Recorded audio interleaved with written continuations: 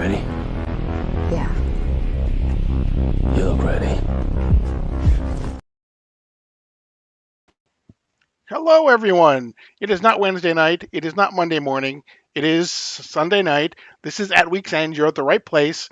Do not attempt to adjust your YouTube. You are in the right place. I'm going to be your host for this night. Mark still has spotty internet, but we're going to get into everything. We didn't think that the world could do 2 weeks without At Week's End. So we're going to do our best to do Mark proud, and we'll start right after this.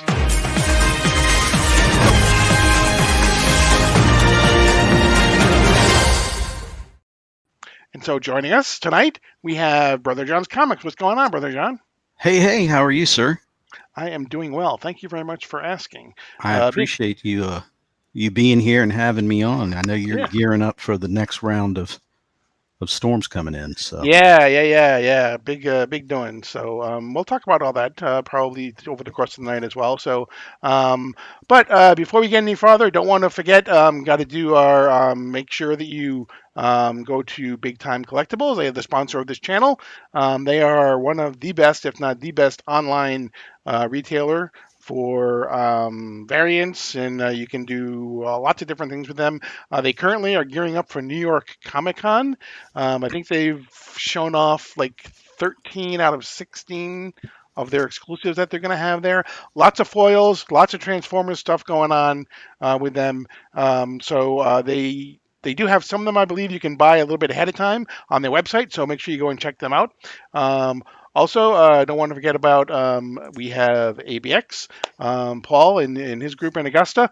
They are the comic book communities comic shop, I like to call them. They just do wonderful work for everyone. They make sure that the people get their books. And if you're ever in Augusta, make sure you stop by, say hello to Paul. I'm sure he would love to meet you. So, and finally, don't forget about Justin Comics, cleaning and pressing, $10 per book, fast turnaround times. He will also ship it to CGC or CBCS for you. Obviously you won't pay for that. You have to pay for that. And if you use code We Are Legion, you get a little bit of a deal there. So make sure you hit up Justin as well. Let's kind of jump into the comments, see who we have here today. Of course, we have Las Cruces 1971. Good morning. 1111. Hooray. Woohoo. He loves those exclamations. Hooray. Woohoo. It reminds me of, do you remember Exclamation Rock or Schoolhouse Rock on Saturday mornings? sure. There was the one that was The interjections. Yeah, the interjections. Interjections. Yeah. Hooray! And the kid, hooray! I'm for the other team. Right, exactly. Carlito, what's going on? Thank you for joining us as well. Yeah, Evil's Comics. Hey, Paul, Brother John. We appreciate you joining us as well. Joffrey, thank you for joining us. Hey, Paul. Exactly. The other me. See, I think is that everyone so far? ABX, we were just talking about you guys. Exactly. Taylor Winder is here as well. Appreciate Mark looks extra weird tonight. Yeah. See, now I would have. He feels extra weird too. Yeah. See, I would have. It would have been nice. That's a dig at me, I think, probably, and not Mark. Mark not here. You got to dig at Mark and say, Mark, you've never looked better. Instead, but whatever. That's fine. And then Cardstock. We appreciate you being here. In case you don't know, Mark was obviously affected by Hurricane Helene. He was out without power and internet for 9 days, I believe it was, I think. He does have power now. And he, I guess my internet's not doing too well. Did you steal DJ Lynx's internet? I even restarted it beforehand because that usually works for me, and then I restarted my computer. He does have power now, though, so that's good. Still very spotty internet, obviously, because they had to, put up towers and things like that and wires and stuff. So, but he was able to get everything set up for us to go. He will not be here tonight. So there won't be I know usually on the first Sunday we usually do Legion Loot. Obviously that won't be here tonight. But in the spirit of Legion Loot, we will have something that I call Paul's Haul instead. Oh, nice. Should we tell him what it's going to be now or should we wait till later? Mm-hmm. What do you think? I say let's do it now. Let's Okay. get maybe they can get excited and then get some more people in here. Okay. It's And just a say, hey, quick. look, Paul's gone crazy again. It's just a quick little thing that I'm doing called Paul's Hall in honor of Legion Loot. So we are going to be giving you this is the all in the DC logo bullet logo foil that came out this past Wednesday. I was so happy to see the DC bullet logo back. Um, And so I missed that. I'm going to have to put in the win. yeah, So we exactly. should switch over to your channel if we could. So my odds are better. And this will be very important as well from a key standpoint because this has the first appearance of Absolute Batman, Absolute Superman, and Absolute Wonder Woman are in here. So That's there's fine. that. But then also we will have this is the Batman foil, the limited edition Dang. tabloid edition of the demon. What do they call it? It's the first appearance of Ra's al Ghul, 96 pages in foil, the famous cover by Neil Adams. So um, those will be the two things that'll be in Paul's Hall a little bit later on tonight. So you don't want to miss that. So let's see what else we got. We got Beckerman's here. Beckerman is here, right? There you go. See that? Look at those handsome sons of guns. See, that's nice. That's nice. Smoking Pall Malls while waiting for Paul's Hall and watching Better Call Saul. Wow. Choo-choo train. Sorry about that. Exactly. The rhymes just wow. Um, I need that DC All In. Yeah, exactly. Like I said, as much as I was excited for All In and all that other thing, I was thrilled to see the DC logo, the DC Bullet logo back. So, but the big news this weekend, obviously, is we had C3 this weekend, Comics Curing Cancer. They were going all weekend. It started Friday morning.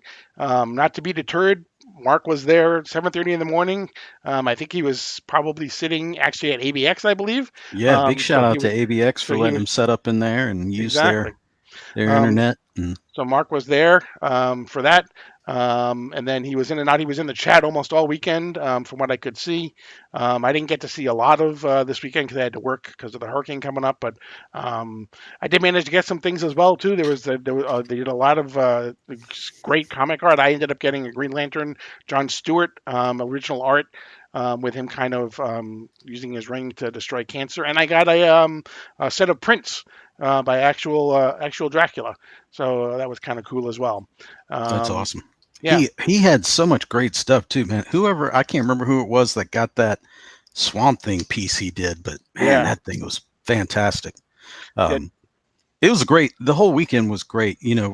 Rob works his behind off, and DJ and Mark, they pulled this all together. But just the lineup of shows, the number of people that contributed, from early in the morning all through to the night, um, it was right, it was just nonstop, right. You and had it was, all overnight, Friday to Saturday. You had CJ on his thing, and then last night you had K-pop on her yeah, on her thing. So um, Rob's probably resting his internet. It probably was smoking by the time he was done because um, he was on like I think they were on like more than 7 hours straight today, I believe, I'm from sure. like Yeah, they were. noon to like seven, and just after 7:30 if I remember correctly. But right now their donation stands at $54,264.35.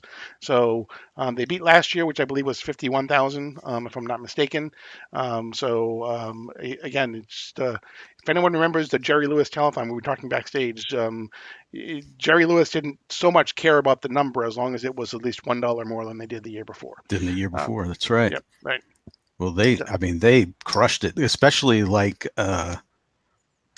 if you follow all of it or look at all of it, the economy's what it is, mhm. but, comics, especially, you know, trying to sell anything or price wise, things are down and tough. And, it was amazing to see like the community just come together, not just in terms of buying, getting stuff today and making donations and all through the weekend, but just the number of people that donated stuff, Right. just the Yeah. sheer amount of, books and figures and different things, original art that was donated it was just fantastic to see. Yeah, and that's why, I mean, obviously, you mentioned, Rob and DJ and Mark, who were kind of the, leaders of it. But you have anyone who hosted a show. I know Brian hosted. I'm gonna miss somebody, so I don't Oh really yeah, want to go through that. I was But trying the list is gone. I was trying to look at the link tree, but the list is gone. But I but mean, everyone who hosted a show, everyone who watched a show and was in the chat and commented, anyone who purchased anything, anyone who donated anything, anyone who just shared out that it was happening, all of that is so important to the success of it. It doesn't work yeah, without any of that. 100%. So, so absolutely, just it's great to see the community come together that way. So, well Yeah. done to all. So, It was also, like I said, you can't, it's hard to remember everybody, but like Mad Spidey jumped on a yeah, ton. mhm, He's all the way on the other side of the world. yep, Who knows what the time was, but he was on for hours and hours helping out. And it just appreciate all of those guys and just the level of effort that they put in. mhm, It just makes this community look fantastic. And, right. it was nice to see. Hey, brother Jim. There you go. Brother Jim dropped some money this Yeah, weekend. he said he found some this weekend, so it must have been like a very good weekend for him out there with the metal detector. Yeah, I don't think he found that much, but that's all right. I think his wife is just very good to him. Austin LeMay had some incredible pieces that were there as well. Obviously, Insane. yeah, exactly. If you're interested in an Austin LeMay piece, the C3 metal um, uh, comic art books are still available. The metal ones. I think they had 4 left, if I recall what DJ Link said. And it comes not only with the metal cover, but also comes with a metal print on a separate as well. Yeah, So you yeah, so you get both. $100, I think. Exactly, $100 you can get $100. Yep. both of those. Yep. Awesome. Let me tell you, on Izzy's show that he had, Austin popped in there for a minute, and he he had this absolutely fire Optimus Prime, drawing that he had done during a meeting while he was on a call in a meeting. He had just knocked this thing out, and it looked fantastic. I mean, it was amazing. Mhm. The talent of these guys is just Yeah, next level, next wish. I level, mean, and you know, I wish if I had that much in my. I don't think I have that much in my pinky to be able to yeah, draw something like that. So, me neither. I can barely sign my name. someone said they would get a face tattoo if he reached 50K. Hope he's preparing himself. Oh, AR said he would get a face tattoo if he reached 50K. Hope he's preparing himself. I I think know. knowing AR, he was probably planning on getting one anyway. Yeah. And I know if we get to 60, because we can still, not like it's over. There's still stuff that we Yeah, can do. If we get to 60, I believe Cliff said that he would get a C3 tattoo. So well, that needs to happen. exactly. All right. So where should we start? Should we start with what's on the thumbnail behind us? Um, Yeah, that's just as good a spot to start as I guess anything else, right? Yeah, I mean, I guess I have not seen At Week's End. As I mentioned before, I ended up having to work almost all weekend. Um, John, you didn't see it either, right? I You did had all not, stuff but going on. So yeah, I've never watched the first one. yeah. Oh, really? Yeah, The first one was good. This one has been getting decimated. yeah, the thing is like I, it, I'm so particular in my nerddom, I guess. I don't hold on to things too tight. Mhm. But for me, the mystery of the Joker and the fact that there's so much we don't know, I think that's kind of what I like about the character. So I was like, I have no desire to see a movie that tries to explain how the Joker turned out being the Joker. Mhm. And it's, so I just look at it as like an Elseworlds type of thing that I didn't pick up. Um, I've seen the King of Comedy. I've seen Falling Down, and everything I've seen of that first movie looks like those same two movies. Just the guy has paint on his face. So I was like, it's not for me. Mhm. You know, the second one the same way. I mean, I love musicals, so who knows? I might jump in and check it out. Everything I've seen, it looks visually stunning. It looks gorgeous. It's a genre piece. I think it doesn't matter whether you see this as Joker or Harley or just two random characters. Um, it's a genre movie and it looks to be very well done. So I'm not really sure why people are having such a problem with it. Most everything I've read or seen, people have said that the plot is pretty thin, that the story just doesn't have much and doesn't go anywhere. Mhm. Um, so I don't know. I can't comment on that, but uh, I mean, just from the trailer and the clips I've seen, the performances look like enough to carry it to being, from in my tape, my opinion, the performances looks like it's enough to carry it to being a decent movie. Uh, you know, Right. so Well, and then the they visual style is yeah. is probably similar to the first one, and you know They that's originally always projected when they first, like 3 weeks ago, 4 weeks ago, they were projecting like 70 million for the first weekend, against like 90 million or something like that. I think that the first one did on the first weekend. right, Then they right, kind of then they kind of cut it back, and they were predicting 60 or 50 million. The 50 to 60 million range, up until like this past Wednesday or whatever. It ended up being $40 million is what it did for the weekend, which is not great, obviously. It's a $190 million film. right. Um, it's made like another 80 some million overseas. Hasn't opened in Japan and China, two of the biggest markets, though. So it's like 121 million right now. One of the things, though, that was really kind of surprising to me is I don't know if you ever heard of Cinescore? Uh You huh. heard of that? Yep. Okay, Hmm. so they've been around for a while. They do like these quick polls of people coming out of the movie theaters to get what they want. Um, the Joker Part Two, has come up with the lowest CineScore rating of any superhero movie so far. Yeah, but it's not a Got superhero it movie, got a so it's it got kind a of silly that exactly they do that.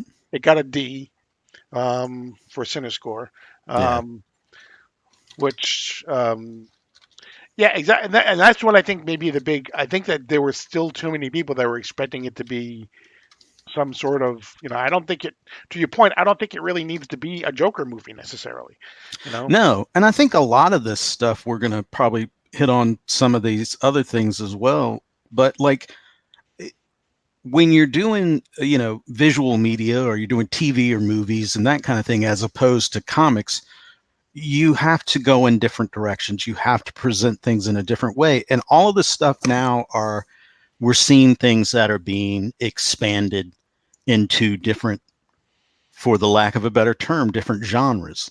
Mhm, We're seeing the Penguin is a mobster. You mhm. know, it's Gotham Sopranos is we're seeing Exactly. Agatha All Along is you know magical desperate housewives Hmm. type of thing. We're seeing different genres being explored, and some people are like, that's great. And I think Hmm. it opens the door to new viewers and new interest, but it's going to butt heads with some longtime fans that have expectations and wants or so forth. But the whole idea with this movie with the Joker, I don't know. I don't, like I said, from my personal standpoint, they didn't need the first one. It had already been done. Like I said, we saw the King of Comedy years ago, Falling Down. It's the same kind of premise, um, but it's really, from everything I've been told, it's really well done. So there's nothing wrong with telling the same story over, if you do it well. And Todd Phillips tells stories well, and he shoots visually, stunning. Even if you look at the Hangover movie, the first one Hmm. especially, there's some shots in there that are just like, why is he taking this buddy comedy and planning out these intricate visual shots, you know, but it's just his how he works. He's just Right. got an eye and so forth. So, it's always going to be. I think this whole trying to put things in a box and say this is a superhero movie or this kind of thing just because of the studio it comes from or the nature of and nature and name of the character is really kind of unfair a way to it's a way unfair measure to put on some of these projects, just like in any way trying to compare what the box office of this movie is going to do to its predecessor that came out, what, 5 years ago, 6 years ago, Yeah. however long back that was. I'm sorry, our economy is a completely different animal. The movie and cinema landscape is completely different. That's why I think on the other side of things, these guys are going to have to find some way to pull these budgets under control Mhm. and not spend so much on these movies, because they're not going to make that on the back end. Right. Right. You know. So Hey Great Genius says he went in with positivity. It was Arthur in Arkham State Hospital or his trial. The musical aspect did not help move it along, and I love musicals too. So, and then he said, "Morning guys, it's been a while, but I'm trying to raise my spirits after Helene. You are loved here, Headquake Yeah. Jr." So, Mike says, "Think it has the same quality as the first movie that a lot of people missed. With this movie, I think it's the same. Take pride. The first one took several watching as well. People hate too much. Has anyone ever watched other Todd Phillips like this is what he does?" Gaga in Jackie 2 is not properly Harley. She's an alternate take. She actually manipulates him. Yeah, and that's why I think they almost shouldn't have called her Harley. They could have used another name and not tried, because I think when they say it's Harley, you know people want, for the most part, I think probably people want a huge mallet and something like that. So, um, well said, John. Well said. Um, Arthur Flick is not a typical. That's for sure. Christina Payne, what's going on? So, um, ooh, there we go. Slide to 75th. So, thanks for joining us, first of all. Joker 2 is a waste of 2 hours of my life I'll never get back. It's hot garbage. It's the economy, then them explain the record-breaking movies of late. If it's the economy, explain the record-breaking movies of late. Yeah. Sure, I can explain that to you. It's the economy. The people are more selective with their dollars and with what they spend. So, there's going to be your outliers that have record breaking numbers. But the record breaking numbers that we see are not the same as record breaking numbers of the past. The scale is widened, the scale is different. Um, you know, you can have Barbie and Oppenheimer come out at the same time, and the absolute word of mouth on the quality of those films carried them to a longevity that other films don't get, especially if you're a sequel. You're a sequel coming in for the other one. So it's definitely, I have no doubt if you feel that the quality of this movie is hot garbage. I haven't seen it. I'll take your word for it. Mhm. Um, it's not for me, so I didn't go see it. I'm not spending my money on it. I'm sorry if you feel like you wasted money and your time, because that always sucks, and I would hate that. Yeah. But I think we can't. Again, I think trying to predict is what I was really talking about. Trying to predict the box office of these things based on past performance of other movies is just in no way a good measure. Right. Um, I think it will be interesting. I said this after Deadpool and Wolverine. I think it'll be interesting to look at superhero films again, because I'm wondering if Marvel has not kind of trained us now. When I say us, I mean the general public, not like individual people who will go see them, but um, that when you do a superhero movie now, it has to have tons of characters in it. Cameos by lots of people that maybe might surprise you that you don't know are there. You know, look at the movies that have done, the Avengers movies. Deadpool and Wolverine. Um, Spider-Man, the last Spider-Man one. Was it No Way Home? Right, right. But that, I mean, both Deadpool and Wolverine absolutely loved it, but it's Mhm. a boatload of fan service, right? And Exactly. there's a dedicated audience that will come see that, and there's also, and I'm not just talking like comic book, audiences. There's a Hugh Jackman audience, there's a Ryan Reynolds audience. So they had a lot of draws there, and take a look, if you think about it, that movie, if you look at that movie, like I have no clue what on this Joker 2 what they invested for marketing. But I Mhm. saw nothing about that movie. I saw no marketing for it. Maybe I just wasn't looking in the right places, but I couldn't turn on my computer or the TV without seeing Deadpool and Wolverine was coming, you know. So they put a lot of money into the hype of it, you know. Mhm. So you know, I think it'll be interesting. The same with that last Spider-Man movie. You're absolutely right. There was a lot of fan service. There was a Right. lot of And special surprises and that was kind of Tobey thing. Maguire and Andrew Garfield going to be in it? Were they going to show up? Right. Type of thing. Yeah. But and then in the past movies, the even the out once you got past those first ones, like the first Iron Man and the first Mhm. Captain America, and first Thor and so forth, then you started having at least more crossover. When you Mhm. got to Civil War or even Winter Soldier. Winter Soldier started bringing in more components than just Captain America. Mhm. So I think it's trying, finding ways to layer the stories with, not just pop-ups, but things that actually make sense and can surprise. But it's going to be hard. They've done so many of them now. It's hard Mhm. to find it's going to be hard to surprise anybody in any way. Right. So it's got to Car- be organic. Carlito says it wasn't the quality so much as the message and deconstruction and devolution of the story was unnatural and unnecessary. I actually had a decent time with three cocktails until the end. Right on. Tate Prime has the proverbial shark been jumped? Maybe, maybe. Possible. I mean, I don't know. I hate to put too much on it, but I think uh, a big measure we're going to be able to see is with the Thunderbolts when it comes out, because early on we had that Guardians of the Galaxy, and everybody was, the general public was like, who, what? Okay, Mhm. curiosity factor. I'll go and see it, and we're blown away by a great movie. You know, Yeah, uh, I think Thunderbolts. I I think think most people are going to be going, who are all these people? You exactly. know, Yeah. I think this is a great question, but I don't know where the next Venom's going to go.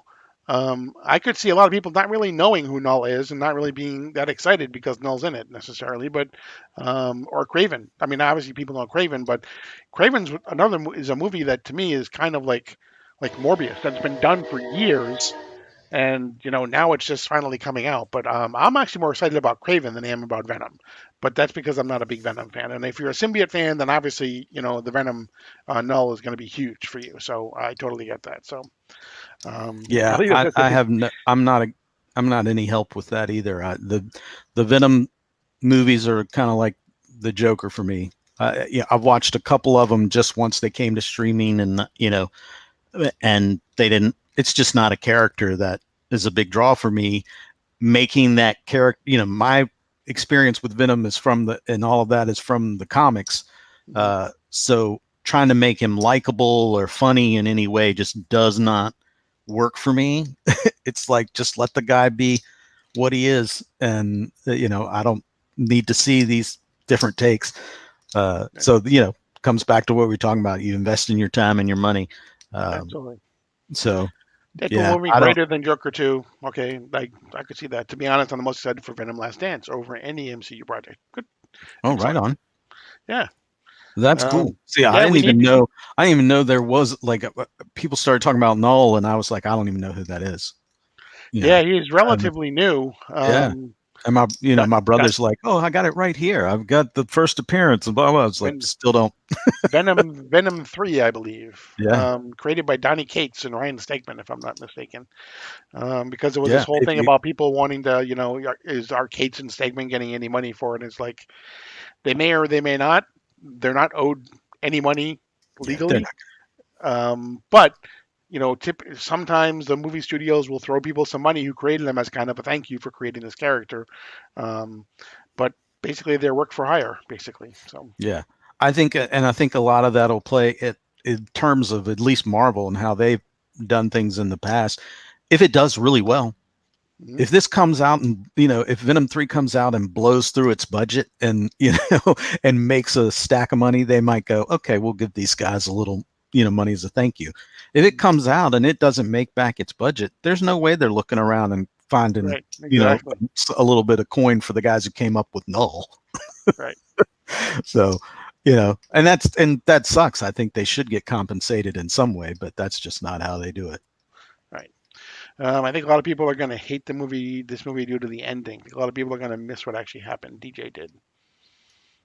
Even Iron Man 3 is better than Joker 2. I didn't miss anything that happened. It just made zero sense. It was a big FU to those who loved the first. Understanding it actually makes it worse if you truly think about it. Yeah, I don't. I think if you've got a story you're telling and a movie you're doing, and it takes multiple viewings for you to catch everything or to get it, you're not doing something right. Mm-hmm. You know, storytelling shouldn't be that complicated. Right, the King in Black series. Yeah, Null was big in the King in Black series. So um, I laughed when I saw Donny Cates said he didn't know Null was going to be in the movie and is looking for his paycheck. Really? Um, The Joker Yeah. franchise is in the Halle Berry, Catwoman, Jonah Hex, Supergirl 84 universe, I think. Woo. I wasn't entertained, not preaching. Give me something that I can watch and just zone out. I'm just to go back on that last comment. Okay. I think Jonah Hex gets a bad rap. Mm-hmm. I think it's supposed to be cheesy the way it is. I think the performances are fun and goofy.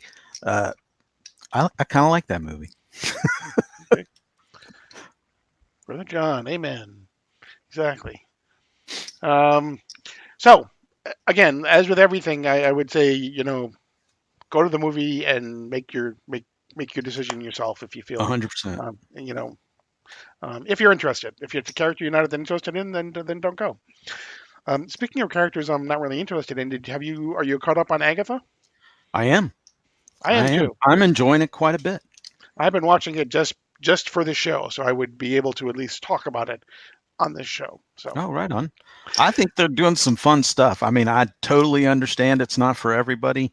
Again, I think for me, it's the performances are just, it looks like they're having a blast. There's some scenery chewing going on, and I'm okay with it. I think the fact that and I'm not going to make assumptions about people. It's if it's not for you, it's not for you. It's very much a strong female driven show.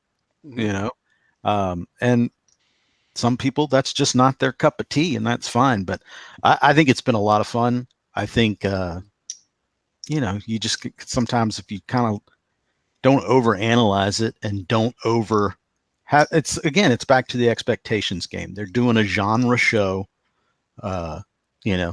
whether you want to look at it as like, and if it's a genre that you don't watch, if you weren't into Sex in the City, don't watch this. If you weren't into Desperate Housewives, probably not a good chance to watch this. If you're looking for a strong tie to the Marvel universe, don't watch this. Mm-hmm. Yeah. Just quick thing to wrap up. Joker. Todd Phillips said he will never do another DC movie. By the way, but going back to Agatha, one of the things obviously is there are lots of mysteries. The mystery of who Joe Locke's character is. If you don't know, just go and buy the Funko Pop of Agatha because his picture is on the back of who he actually is. Yes. Somebody they did not.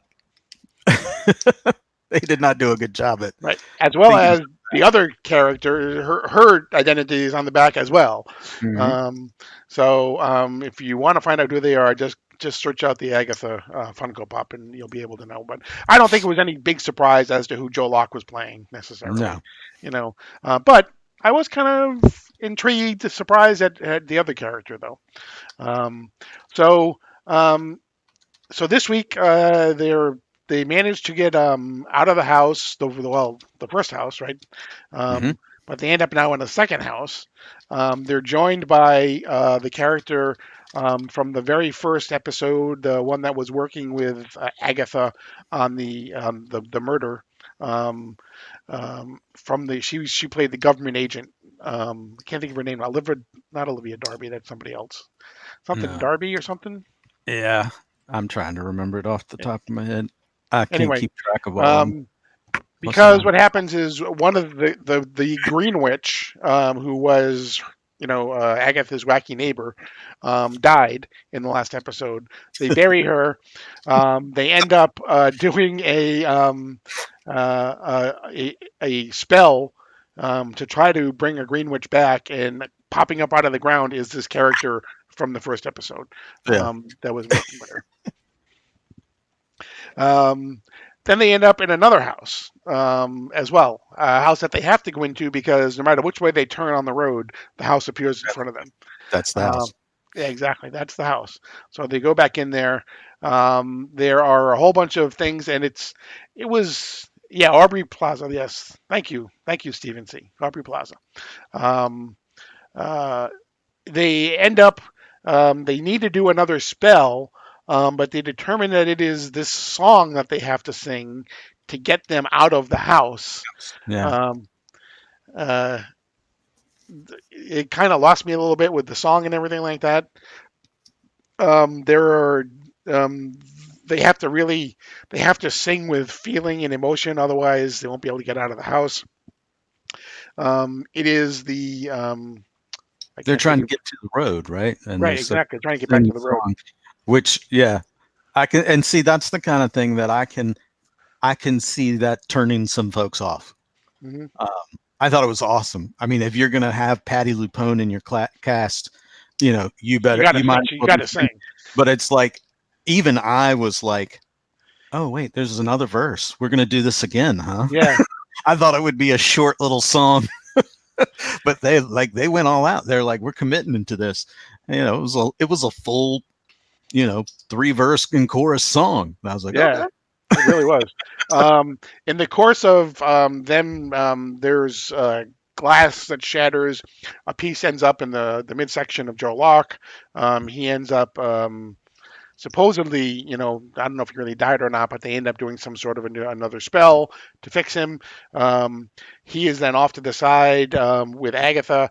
He asked Agatha what happened to your son. That's when Agatha says, she doesn't want to talk about her son. Right. She basically goes off and leaves him alone. And then we're ready for the next episode, as far as I can remember. I think that was pretty much the end. Yeah. I think that's about where it ended. And it those kind Yeah, of left you a little bit with their relationship, uh, her and the teen or whatever, right. whatever you want to call him, has been, she's been reluctant to deal with him and drag him along as it is. And so they kind of leave you at the end of this last one with kind of the, Right. is she done? Right. He, She's been he hit reluctant, a but nerve. she He hit really a kind of nerve. puts forward that she's kind of forming a bond with him now. Right. And then Until he asks her what happened to her son. right. And then I think that hit a nerve with her. And she was like, no, I can't form a bond. Mhm. I'm not doing that again. You could tell. And she was just like, I'm out. And Mhm. so, that, I feel pretty confident that's not going to be, that's not going to last, but Yeah. come Yeah. back together. But I thought that was really well done. And I like the relationship they're building there with them. Yeah. He questioned Agatha if she was the one who put the sigil on him. She said no. She paused, but then she said no. Um, So we still don't know. I mean, he still has not been able to say what his actual name is, or he has been able to say it, but no one's been able to hear him. Right. So he has tried to speak it, but no one has been able to hear him because of the sigil. But again, just Google Agatha Funko Pop, um, and you'll know who he is. You'll know. Uh, You'll know who both of them are. exactly. I mean, I think there's a lot of speculation, at least regarding him, before the show even came out, as to who he was going to wind up being. Right. Exactly. So I think a lot of people kind of felt that was the logical way to go. Right. Right. Even more so when everyone wanted to know if Kit Connor was going to play Hulkling. Right. So, um, why do they need to sing all the spells? I don't know. That's a good good question. Because you have because they're you have several Broadway and theater actresses playing main parts. So it's like, use the tools you have in the box. That's Disney's way of getting what they paid for. Yeah. It's like, it'd be like, the Joker movie, not your thing, but you're going to cast Lady Gaga. If I'm going to see a movie and Lady Gaga's in it and she doesn't sing at some point, there's going to be a riot. Use the tools you have. Because there's magic in music. AR knows what's going on. So true. All right. All right. So I think that we're halfway through. I think there's 9 episodes, I think, right? 9 episodes, yeah. So we're almost halfway through. We're through 4. So episode 5 comes out this week. Now, on the other side, we have actually, it's probably going on right now, is episode 3, but episode 2 of The Penguin came out last week. Yeah. Did you watch that? I did. I am predisposed to like that show. Because again, though, you don't have to even call it Penguin. It's a genre show. It's a mob show. It's Gotham Sopranos, whatever you want to call it. It really, the Penguin aspect of it, or the, any kind of Batman aspect to it, is so minimal, but it's just really well done. This last episode I felt was a little slower, but they threw a lot at us in terms of the world building in the first episode that I think they needed to kind of slow things down this one, to let everybody kind of get their footing with all the different characters and who's who. And, he's trying to play not just both sides of these families, but multiple sides within those families. So it's, it needed to slow down just a little, but I just think it's so well done that I'm enjoying it. Right. And it's not breaking any new ground. Right. And you say the Batman connection is minimal, but in some ways, for me, Batman is overshadowing a lot of things, and I'll tell you why I think that in some ways. Because if you take the Penguin character and put Batman there, and you take his sidekick there and put Jason Todd there, it's the exact same story that they told in the Jason Todd. Right? He found him trying to steal tires off of his car. Yeah. Right? I was just waiting for the Penguin to say, "I'm the goddamn Penguin," and that would have been All-Star Batman, right? Yeah. That would have been All-Star Batman to a T almost, right? So I think they're very much doing that parallel between Batman and Jason Todd and Penguin and I can't think of the character's name now, but the kid there. Mm-hmm. Yeah. But yeah, when I was saying it's kind of minimal, is like, you can come into the show, you don't have to have any Batman background, right? And you can come into the show and you're still getting a good, solid mob story. You're getting a community story. It's not necessarily a great community, but so you don't have to have that Batman kind of background. So like, I don't want anybody don't want people to be like, oh, Penguin, I'm not into that. Comics books, I'm not into Batman or whatever. I don't want people to miss out, because I think it's a really well done show. Like I said, I don't think it's breaking any new ground, or there's a lot of shows and movies that have done a lot of this kind of stuff before, but we've got a lot of episodes left to go. We don't know what twists may come. We don't know how much deeper it may get into the Gotham aspect of the story. But I think so far they've laid the groundwork that you don't have to know anything about any of that to still enjoy the story that's being built. Just the other day, I was being robbed by a child, and I was like, "You're mine now." And they're like, "Actually, I have a family. Can you just call the police?" And I'm like, "Nope, you're my ward." They have mentioned, yes, that happened in the Batman movie quite a bit. Yes, absolutely. Yeah. But the character of Batman, for the most part, to your point, is kept at arm's length. Sure. Yeah. Well, I mean, they mention events from the movies, but again, if you haven't seen those movies and you don't know what those events are, you're not losing anything from the story that's being built. Yeah, I they're think just it owes more to. I think you said it before we came on. It owes more to the Sopranos than it does to the Batman, probably. Yeah. It's because it's you just know that you know an all-out, drag-out mob war is coming for control of Gotham. And I still, even after all this time, I still get blown away that's um Colin. Colin Farrell, yeah, Colin absolutely. Farrell under there? If you did not And know, you would not know. no, and then Christine Milioti, or however you say her name, she's fantastic. Yeah, like she is unhinged, fantastic. hmm So I'm really, really digging that show. But like I said, I think I'm kind of grading on the curb because I've accepted that it's not, I'm not looking for anything new or big out of it. I just want solid storytelling and solid characters, and that's what they're giving us so far. There's a lot of episodes left to go, so hopefully it stays consistent.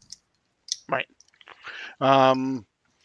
Yeah. So again, episode tonight. I think it's going on right now. It'll be on HBO Max tomorrow.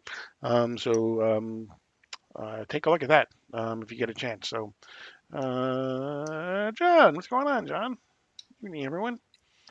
Hope everyone had a great C3 weekend. Hope you did as well, sir. Thank you.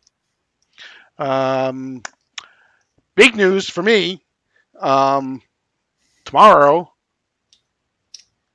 season number 4, Superman and Lois. Oh, 2-hour premiere tomorrow night. 2-hour premiere. Tomorrow night. Mm-hmm. 8 to 10 Eastern. 8 to 10 Eastern. If you don't know, if you haven't watched it, you are missing an incredible show. It is certainly obviously about Superman and all the good stuff, but it is character driven. I think I cried like 6 different times during the last season with everything that was going on with Lois and everything. Intense. Yeah, exactly. I mean, there were several parts that were in moments that were intense. Right. Yep. And the season ended with Superman and Doomsday flying at each other on the moon, basically getting ready to beat the snot out of each other. Yeah. So that's probably where we're going to pick up, probably. So looking forward to it. Kind of bummed that it's the last season, but at least we're going to get that. And the president of the CW says that Superman and Lois, the last episode of Superman and Lois, ends with something that has never been seen in any live action Superman film, TV series, whatever. He said it's totally unique to live action. So we'll see if he's right or if he's just hopping on the hype machine. Yeah. I'm interested to see what that could be. Yeah. Question: I hope Battinson shows up eventually. Something pivotal is happening. Something in the way. Batman drops into frame like some gangsters. Yeah, it would be good too. But I think we were told definitively that he does not show up in the series. So, but we are just 2 short years away from Batman 2 coming out to theaters. Hopefully, knock on wood. Exactly. That Penguin keeps is only pushed around. Penguin's only one season that we know of. And yeah, Colin Farrell did say that he would never put on the suit again. But you know what? It's funny what money can make you do. Yeah. So. Yeah. And he 5 hours though, 5 hours a day. Right. And then to put it on, and then 3 hours to get it off. I think, at that point, I would just start investing in just making myself look like that without all the prosthetics. I would just start eating like crazy and Yeah. losing my hair and just, And I don't think it can be true because of what Tate Prime, and now we're going to say the same thing, is I'm pretty sure he's going to be in Batman 2, so he will be putting it on again. Maybe yeah. he just meant not for another season of shows. So, oh, there you go. A rumor is that Colin is shooting his game for Batman 2 same time as he filmed the Penguin. Well, there you go. Maybe he Hmm. already has. So, yeah. Interesting. Plus, he's got another series that he's doing. I can't think of what the name of the series is, but it's got another series that is supposedly like very well reviewed. I can't think of the name of it now, though. I think it's on Apple Plus, I believe. Oh, really? Yeah. Another, so he's doing another TV show. Yeah. Yeah. Yep. Mhm. Uh-huh. Oh, wait, that's the one he's already done, you mean? Yeah, I think so. Yeah. Yeah, the Sugar. He did John Sugar. Yeah, the Sugar But I Show. think they're doing another series of that. I think. Yeah, I thought. I mean, the way it ended, they could. Okay. They left it open for a Mhm. second season. So that's talking about a genre piece, man. That is, woo, that's a good show, but it's Mhm. noir as hell, and then it gets a little funky if you haven't seen it. There's a lot of great stuff on Apple. If you're not watching Bad Monkey, I don't know what to tell you. That show is fun as all get out. Um, these aren't comic book or superhero movies. Although Sugar gets a little, there's a little not to spoil it, but it gets a little fun into some other genre. He's a detective, or is he? Right. I love it. So, There you go. but and yeah, Bad Monkey's a lot of fun. There's a lot of good stuff on Apple. They don't churn out quite as much as some of the other streamers, but usually what they drop is pretty good. Yeah, I got Demon to Silo on Oh yeah, on Apple, and then the Foundation. I think that was on Apple Plus as well. I yeah, think right. That was just incredible. So there you go. I was right. Yes, Eagle Comics says they just renewed Sugar for season 2. So nice. there you He go. did a good job with that too. That was, and that, I mean that's good. I look forward to seeing that again. Right. So you will be having a second helping of sugar. Yay! Good for my diabetes. There you go. What else? I can't think of anything else on from a anything else going on in the entertainment world. No, I don't think so. I Superhero, mean, Marvel. it's like we're in that. If you're still into broadcast television, we've got all the broadcast TV stuff is kicking up. All your Yeah. old 911s and your. Mhm. My brother was telling me about the new Matlock. Yeah, it's weird. It's kind of like meta, like because Yeah, her very last name is Matlock, but she actually references the Andy Griffith show yeah, Matlock in the series or something, right? yeah. And then there's a big twist at the end of the first episode, but it's kind of wild.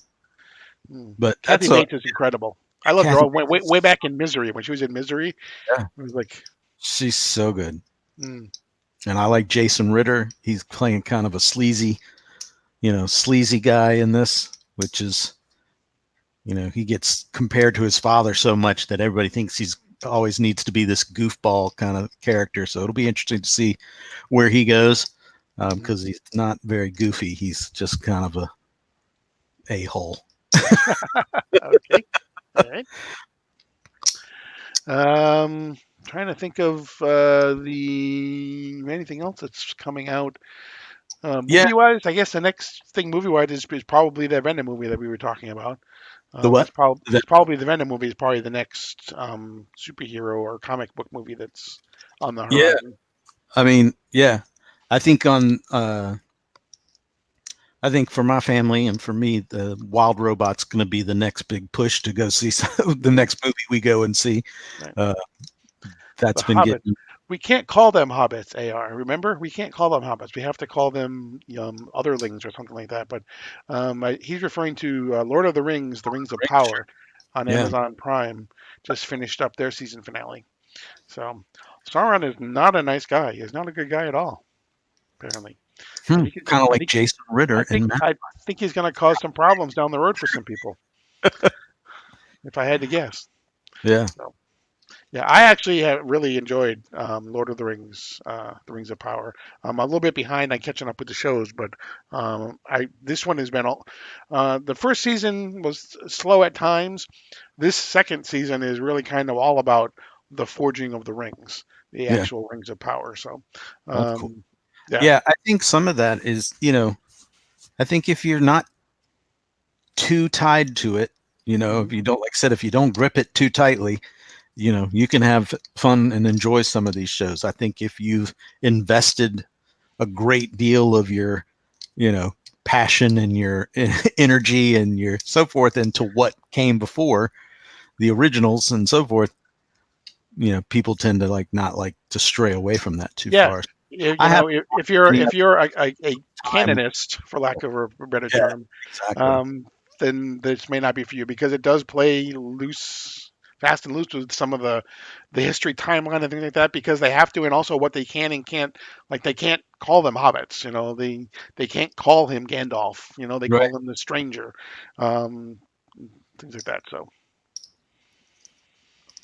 yeah, Yeah, um, Harfoots and stores, Harfoots and stores.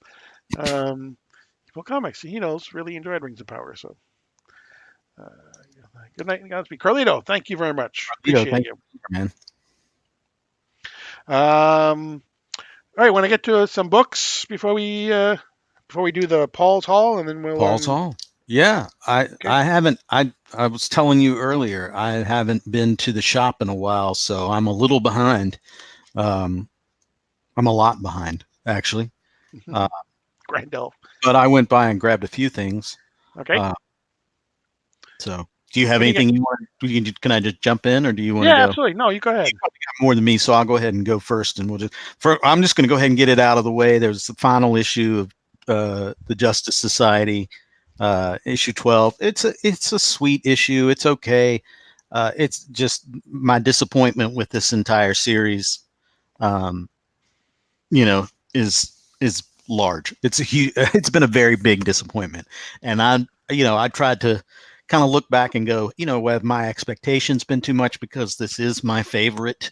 These are, most of my favorite characters and so forth. But it's just been, I don't know. The delays. There were so many delays for whatever Right. reason. Um, so I don't know. Yeah. It was a disappointment. I feel like I tried to go back before getting, going and picking this up. I tried to go back and read all the previous issues, and that's 11 issues, and it's very quick because there's not a lot happening there. Right. Uh, it Right. feels like uh, John's, who I am a huge fan of and love his work. It feels like he started this and went into this with intentions to tell a particular story. And then at some point along the line, they were like, hey, we're going to roll with this whole ghost machine thing. And he was like, what? Okay, cool. Yeah. And, Exactly. and took off to do that. You know, Originally, this miniseries was supposed to lead into a regular series, right. and it was supposed to lead into a Legion of Superheroes series as well. Yeah. Um, this issue number 12 is really more of John's swan song to Stargirl because he doesn't own Stargirl. DC owns Stargirl. Yeah. Um, you know, but But I obviously, for those of people who know, Stargirl is based on his sister who passed away. yeah. Um, and so there's a huge, he has a full page letter to the readers at the end about Stargirl and everything. So, Yeah. but yeah, I think you're right. I think he And started it. nice little mention and tribute to Lee Moder, Right, who did exactly. such great work on that original series. I am curious though, in terms of there's very little we've seen for like Jeff Lemire's hmm upcoming JSA or Justice Society. There's very little mention or list, other than she's missing or different, with some of the others of Stargirl. So I hmm wonder how much she'll be a part of that, or if maybe he got some kind of deal like, James Robinson got with Starman. Could be. And it's like, yeah, you can't really do anything with him unless I'm doing it. And I don't know how they worked that deal out, but he was kind of persona non grata unless Robinson gave his blessing. And it's like, you don't own that character. How do you get to do that? But he worked out some kind of deal. And I wonder if Johns has done the same thing or if we'll be able to see Courtney in the upcoming series. So Because I his way too. He doesn't own the intellectual property of the character based on his sister. No, it's um, kind of like Siegel and Schuster. They don't own Superman. They were created for DC Comics. Um, in today's world is a lot different than it was obviously in 1938, and so a lot of times there are sometimes some things that are worked into, but if you look at all you need to do is look at the indicia, or the indicia I think it is called, at the front of the book, or actually the back of the book nowadays. They all say copyright DC Comics. That's who owns the characters. mhm. Otherwise, if it says Jeff Johns and Lee Moder, then yeah, they own them. But other than that, they're owned by DC Comics basically. But again, in Yeah, today's world, a lot of times, the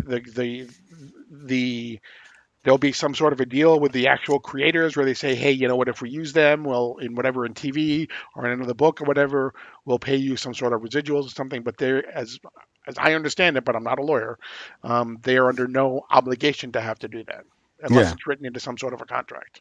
yeah. And then this was what, 1999 when that Right. character first appeared. So it would have been, any kind of creator deal wasn't, they didn't have those kinds of things around. So Right. and I think the big thing is also that Stargirl appeared in other things. Her first appearance was uh you know I I don't know. I mean, like there was a mention of her in the Secret Files JSA, and they had a little write up for and so forth. But then she had her Zero issue, and it wasn't until then that there was a small mention in the back that it was based on his sister. Right. And So I don't that think he probably was able to get any kind of right. deal.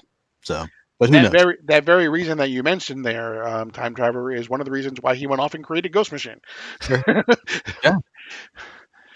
Because at least he owns all of those. Yeah. So that's why lots of people leave for Image, and why lots of people don't want to do work for hire work anymore. Obviously there are people will do work for hire a lot of times if it's, if you're gonna let me write Superman or Batman or whatever, if it's Right. your highest profile book, I'll go ahead and do it. But other than that, I'm going to be over here creating my own stuff, and nowadays practically anything that gets created in an image or a boom or whatever seems like it's optioned like before the ink can dry on the Yeah. contract. You know, That's like why when people get worked up and they say, "Oh, you shouldn't." You're making this character gay out of nowhere. You're making this, you're race swapping this character. Or you're doing this and so forth. You should make original characters. There's nobody that wants to go to DC and Marvel and make an original character that they're not going to have any control over what happens. They're not going to have any kind of, money come back or whatever. So it's like, no, they're not making original characters. If people, they'll often do that creator owned. If people want to, if people want to work for DC or Marvel, they're going to want to work on the big characters, and tell stories with what's already there. And because they're investing is their time, and they're getting paid for their time and their stories. They're not creations, that they're making and giving away, Yep. So, Absolutely. So, Uh, I picked up. you did Absolute Power, didn't you? Number 4. Yeah, I picked up the Green Arrow tie-in. I haven't read these yet, and then I picked up number 4 for Absolute Power. I was going to try to read those before tomorrow's deep dive, but I guess you guys probably aren't getting to do a deep dive. Yeah, we're not. Just obviously with Mark's internet and everything, I'm just giving you a hard time. They've been put on hold for a while, but who knows, because I may not have power or internet service next weekend. Exactly. But so I'm going to try to read those. I've been enjoying, I've struggled because I feel like DC has just been doing event after event and churning it into the next event. And it's like, dude, you're just killing me with trying to develop any kind of consistent schedule of purchase and, and work out a budget, because then, as soon as this finishes up, there's on to the next thing. So, but I've been enjoying this. It took me a little bit because you know, I feel like they've taken Waller so far away from who she originally was. I love that character when she first showed up. I loved what John Ostrander did with her. Um, but they've taken her kind of in such a different direction. But I'm kind of Right. digging it. Yep. You know, Well, so Waller's story I'll be does, at interested least to for see how now, this fishes out. Waller's story is resolved, at least for now, in Hmm. Absolute Power. Cool. So we'll see what happens. It's a kind of an ingenious way, I think, of how they resolved her story. Not necessarily how they defeated her, but you'll know when you read it how they kind of also resolved, some other things that she has going on as well. Um, let's see what Tom Land created the Super Look for Starman. He told me years ago that every time they used Starman wearing the costume they designed, he got paid. Not a lot, but he still got paid. Nice, nice. Hmm. Yeah, they that's nice of them to do that. Um, I actually love Tom Lyle's Starman, and it was like it Cool. had the gold and the purple with the big white star on it. That was like it was an incredible costume. Um, so yeah, that was great. And then they turned it gray and red and with a big white. It was like, nah, go back to the golden in Yeah, your I gold and I purple. like I like all of the like every look, like the old Prince Gavlin or whatever it is named, whatever it Yeah, was, that blue with Steve the yellow, this gold or whatever. Steve Ditko did that one. Yeah. I thought that was a dope look. I even like the blue alien, Mikhail. I'm okay with that. I think it's cool to have that kind of variety, Mhm. and but none of the looks have been bad. Right. Still waiting for the official announcement of when Robinson and Harris's Starman is going to come back. Yeah, that's Uh, that's gonna be Black Label, right? yeah. Yep. Yeah. Yep. On in. Uh, Yeah, that'll be it, interesting. yeah. It'll at least be 2025 at the earliest. So because they've already announced they've done all the December solicitations already. So let's see what else we had. I know you didn't get these. You said they're in your box though, but two new Ghost Machine books came out this week. Yeah, Redcoat number 6, and Hyde Street number 1. yeah. Um, I'm excited for that. I'm not a big like horror comics or yeah, that's just not my thing. But I went ahead and got him to pull the High Street number 1 for me just because I'm interested to see what Ghost Machine's take is going to be with it, and it just looks cool. A cover. and absolutely, and Jeff Johns and Ivan Rice. I mean, Yeah, I loved them way back when they were doing Green Lantern together, and Blackest Night. yeah. It was like, and then they did Aquaman, and then they did Justice League, and it was like, um, and this is really kind of fun actually. Pranky, you don't mess with Pranky, Yeah. who is the Cub Scout there. Um, if you've seen any of the previews or anything, um, don't mess with Pranky. But they're setting up really kind of a neat kind of universe. Hmm. They're basically setting up 4 universes. Actually, they tell you on the back. They still have the Unnamed, which is obviously Geiger and Redcoat. They have the Rook universe. They have the Hyde Street universe, which has Hyde Street, and there is a one-shot called Devour, which comes out on October 30th.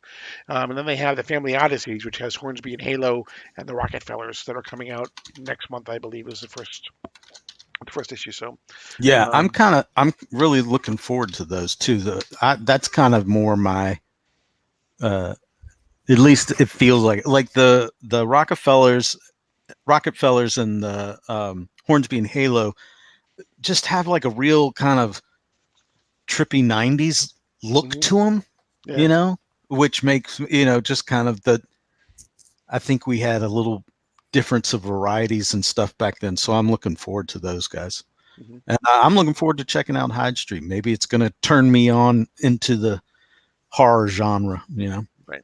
And Redcoat wraps up the first story arc. His battle with Benedict Arnold ends. And we find out that although we were told in the last issue that George Washington was in fact dead, and it was Benedict Arnold who was the grand architect, we find out at the end of issue 6 that in fact George Washington is still alive. So it'll be interesting to see where they go with that. So uh, Very cool. yeah. What else Yeah, you I'm got? looking forward to reading that. Like I said, I've got most of my Ghost Machine stuff still in my box at my LCS because uh, I want to. I don't want to get it until I know I'm going to have time to sit down and read it the way I want to. Which Mhm. uh, I can't believe I'm still kind of blown away at the price point on those books with the quality of what they're putting out. You Yeah. know, I mean, it still kind of blows me away. So I read those books very slowly and I pour over every panel, especially trying to look at some of the different, like, am I missing anything or am I catching everything in terms of where this is going, connections to the other books and the other stories, that you can find maybe in there somewhere.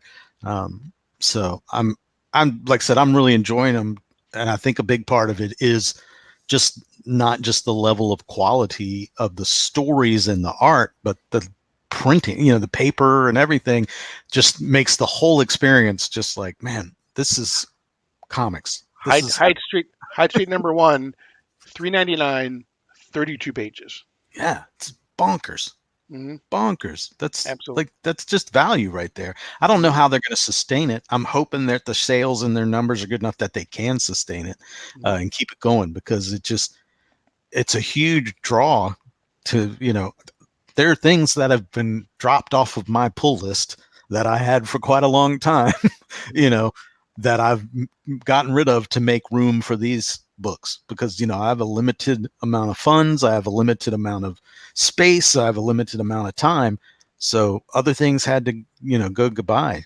And so Yeah. they've done a nice job And, kind of as carving out their as niche. much as I like DC. Like, I mean, DC Superman now is 499, 22 pages. Yeah, it's, yeah, I get it. You know, It's the same with, they started by doing a backup, but then when they dropped the backup, they didn't lower the price. They kept the price at 499.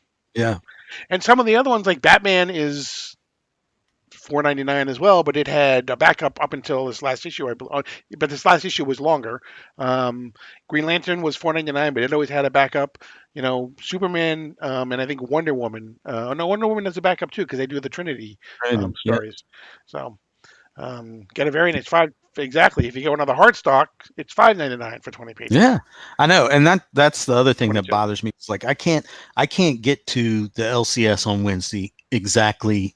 Like every Wednesday I can't. Sometimes I go on Thursday. Sometimes I go on Friday. And if I don't get there on Wednesday, all the regular A covers are gone, and I'm stuck with a variant. So I'm having to pay a dollar more. Mhm. And I'm like, I don't want that. I don't variant. I'm not that worried about it. So that gets a little frustrating that the price point is being bumped up for something you might not necessarily want. But Right. uh, and that's a discussion I've been told that's a discussion to have with my LCS and make sure that they're. But if Pulling there's the A something cover. that's not on my list, and I Yeah. want to maybe explore it and check it out, if I'm stuck with nothing but a variant and have to pay a dollar more, that's more than likely going to make me not try Right. it, you know, Right. and especially when I can, save a couple of bucks and just grab a Ghost Machine book that's going to be that same level of Mhm. quality cover, and more packed inside. So Mhm. they've, Absolutely. like I said, they've got a good move with that. If they can sustain it, I think they'll pull more and more customers over. What else did you pick up? Anything? I picked up issue 3 of Uncanny X-Men. Uh, I I have not. I mean, the old Claremont era was my X-Men, and then it just got too convoluted and busy, so I haven't read an X-Men book in ages. Um, but so when they did this new jump starting, I kind of jumped in. I'm a big Gail Simone fan. I've known her a long time and liked her work a long time. So I figured I'd pick this one up. I picked up the X-Men, the straight X-Men book, which I believe is Stegman doing Yep. that. Yep. I, first 2 issues, did not care for that. Didn't really work for me. Um, but this one, the Uncanny, has all the characters I like too.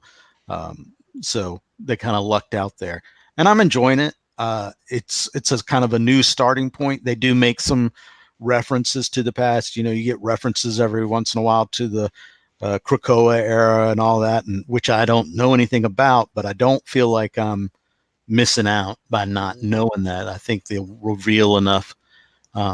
So I've been picking up that and X Factor as well, just because I'm a big Mark Russell fan. So the writers are really what draw me. Like I said, I like Gail's work. I like Mark Russell's work. So I'll keep picking those up until I don't enjoy it. But I haven't read this issue 3 yet, but the first 2 issues have been great. Kind of the nomadic feel of these characters now that their own space and their own safe haven is gone. They're trying to figure out where they fit into our world again, and who they can trust and who they can't. We have a group of new young mutants that are kind of slowly being introduced, and we're finding out more and more about them, and finding out about how these long-standing mutants like Rogue and Wolverine and Gambit and so forth, how they're going to react, whether they're going to take on these kids and try to train them and help them, or whether they're just like, we got to take care of ourselves. So, and you guys are on your own. So it's been a fun build so far. I'll keep with it, and the art's decent. So, but that's about all I picked up this week. Like I said, I have a ton still in my box, but I had to go based on what my wallet said I could get. So, the only other one that I have, and hopefully we'll get to it in a deep dive soon with Mark, but was the All-In special. Yeah, I missed that. They sold out of that by the time I got there, so I missed that. They just announced a second printing for it. So hopefully, so it's a flip book, obviously. I won't go into it too deeply again because hopefully we'll get to it in a deep dive. But Justice League Unlimited is shown here first. If you're looking for the first appearance of Absolute Superman, Absolute Batman, Absolute Wonder Woman, they're in here as well. There's a really interesting, like we talk about meta, like part of the back side of the book bleeds through into the front part of the book. And that's kind of cool. That's kind of cool. It kind of burns through the pages a little bit to show how the universes are interacting. So Booster Gold plays a huge part in this story as well. I'm excited about that. You're a Booster Gold fan, so yeah. Yeah, so they were sold out of that at my LCS, so I'm going to have to track that down somewhere. They said they were going to try and find another one for me or get one. But if not, I'll just get the second print when it comes. And the big book this week, Absolute Batman comes out this week on Wednesday. Hopefully your store ordered a lot of them if interested in that. If not, there are a cajillion retailer exclusives. So sure, there's I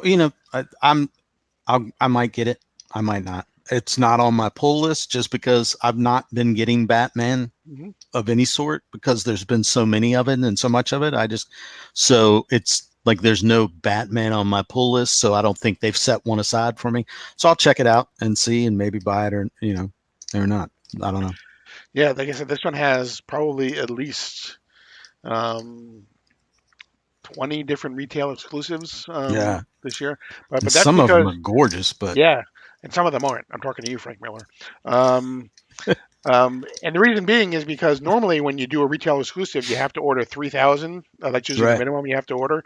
But I read that DC did something where they were only requiring retailers to order 1,000 in order to get a retail exclusive. So that made it more affordable for retailers. Right, easier to get. Yeah.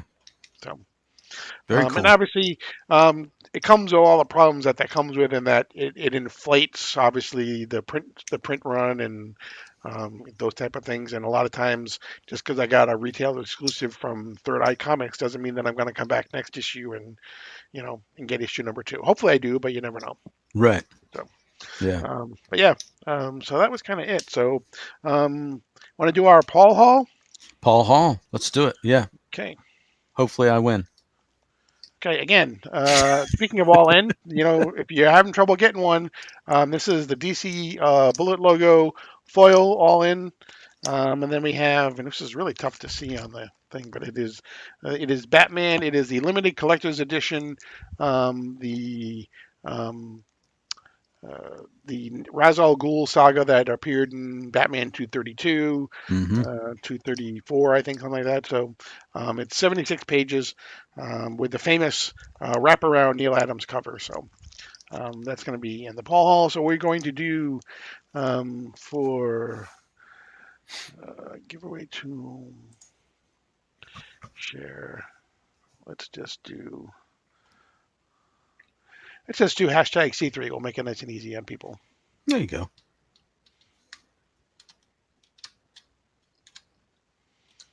People should be familiar with that one, right? Right. There we go. That's what I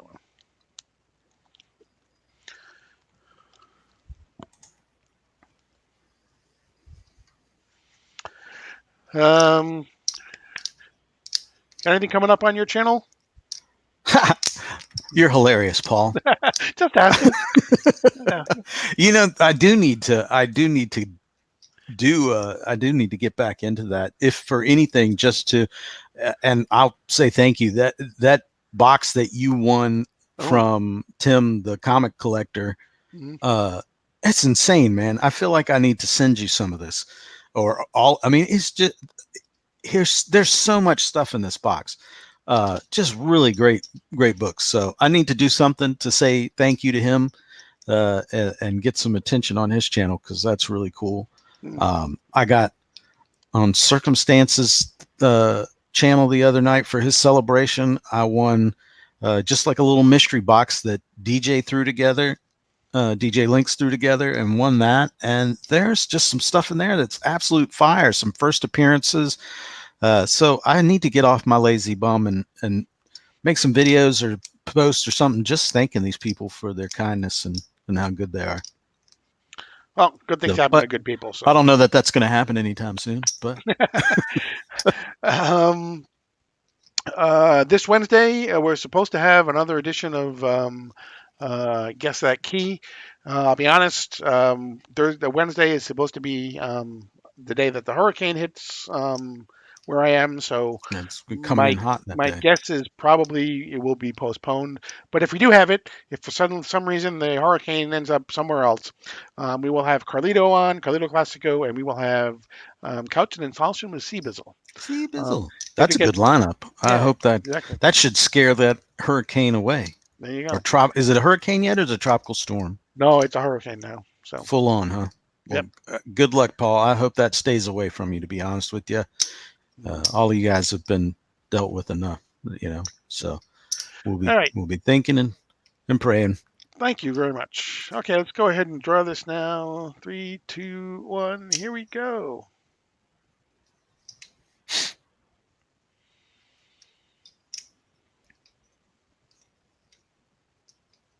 Taylor Winder. Man. Taylor. Wait, good for you, Taylor. There you go. See that? Hashtag rigged. It was because no, if I'd have won, it'd have been rigged. Yeah, exactly. Now you can say that you won Paul's Hall while smoking Pall Malls and watching Better Call Saul. So holy cow. That's you. I would just stay home from work tomorrow. There you go. Play the lottery. You are living large. Send me your address, Taylor, and I will get this up to you as quickly as I can. So, but congratulations. Anything before we go? No, just stay safe, and I hope all goes well for you. I appreciate you still doing this tonight, and I appreciate Mark letting me come hang out with you. Absolutely. I'm glad he and Pops and their family are all safe, and look forward to seeing them back in full swing. So. Yeah, obviously, there's still obviously a lot that has to, clean up and things like that, and lots of people still don't have power and things like that. But I also do want to say, I believe the Comic Viking got married this weekend, so I want to say congratulations to him as well. Oh, wow. Right on. Congratulations, Alan. Congratulations to him. So, But yeah, that's gonna be it. I almost said you're now leaving Sector 2015 without. This would have been wrong. That just would have been so wrong. So No, instead, because we. go ahead. I was gonna say if we had been on Sector 2815, if we had been there, I'd have won that book, those Exactly. books. But since we were here, Taylor won. That's right. So But instead, I will say thank you, brother, for coming on. Thank you to everybody in the chat. We appreciate you very much. But I am Paul, and we are Legion. Is that it? Is that all you got?